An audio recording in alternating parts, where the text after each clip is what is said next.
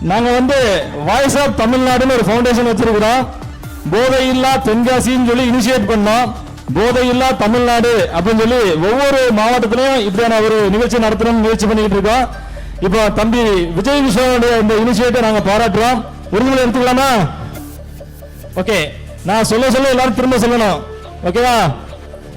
போதை பொருள் மற்றும் தீங்கு விளைவிக்கும் அனைத்து பொருள்களில் இருந்தும் விலகி என் வாழ்வை அமைத்துக் கொள்வேன் என்று உறுதியளிக்கிறேன். போதைப் பொருளினால் ஏற்படக்கூடிய ஆபத்துகள் குறித்து விழிப்புணர்வு ஏற்படுத்தவும் மது பழக்கத்திலிருந்து வெளிவர முயல்பவர்களுக்கு முழு ஆதரவு தருவேன் என்றும் உறுதியளிக்கிறேன்.